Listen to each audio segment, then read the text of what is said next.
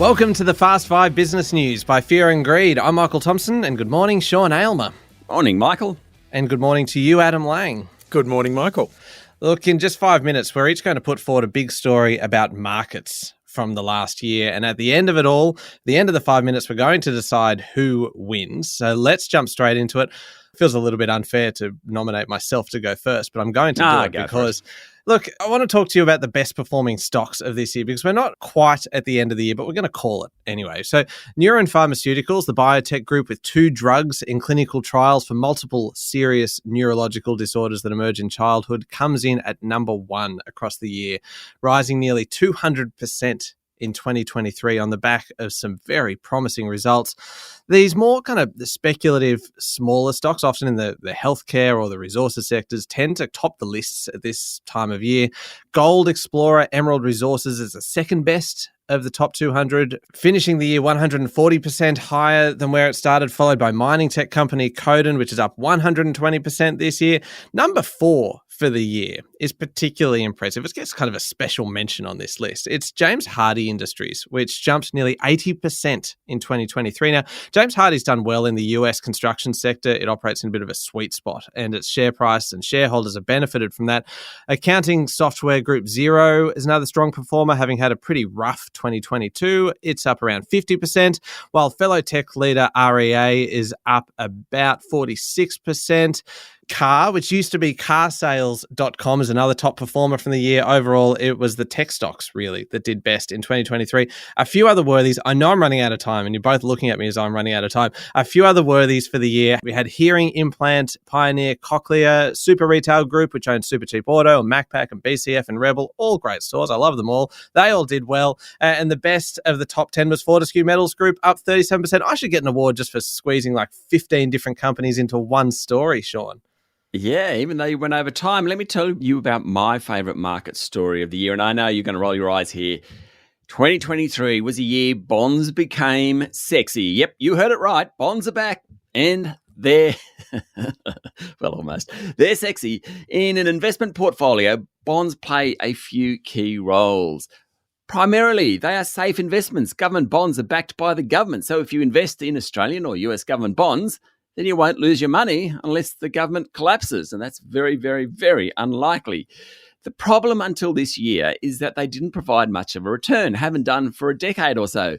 You would put your money into a bond and get 1% back. Boring.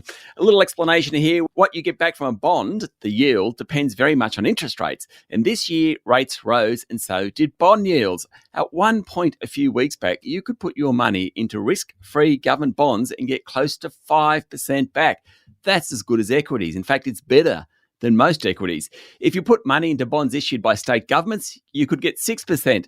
And then into a bond issued by a bank, you'd get even more, maybe 7%. You get the picture. The further out the risk curve you went, the more money you were getting back.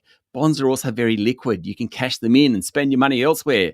That's another benefit of bonds. 2023 is the year bonds came back, and they are as sexy as ever.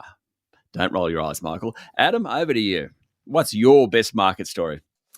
All right. Well, you can probably hear my discomfort with this one as I say cryptocurrencies. In 2023, cryptocurrencies staged a dazzling comeback, much like a phoenix rising from a wary, crypto-skeptical bear market's ashes.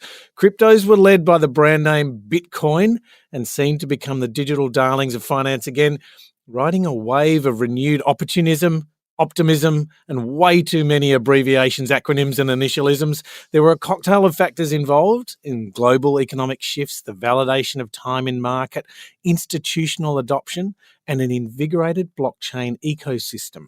Investors seemingly found attraction in tales of decentralized finance, DeFi, transforming traditional banking. Non-fungible tokens, that's NFTs to some, continued to find an off-Broadway dash of pop culture to the crypto craze. Governments, previously skeptical, began flirting with regulations, recognizing crypto's continuing appeal, and more technology giants experimented by integrating cryptos into their platforms, seemingly bringing them closer to the mainstream. In a world hungry for ever more flashes of digital gold, in 2023, more people found cryptocurrencies to be a stylish blend of risk and reward wrapped in a riddle of ones and zeros.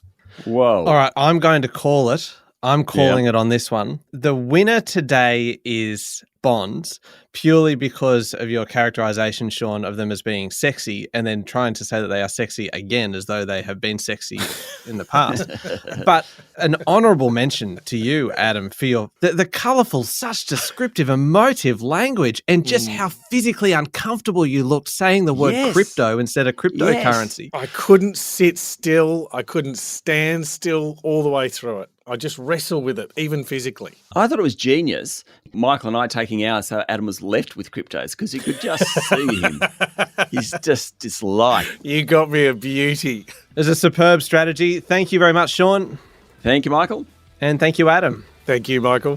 That's it for today. Make sure you hit follow on the podcast. I'm Michael Thompson, and this is the Fast 5 Business News by Fear and Greed.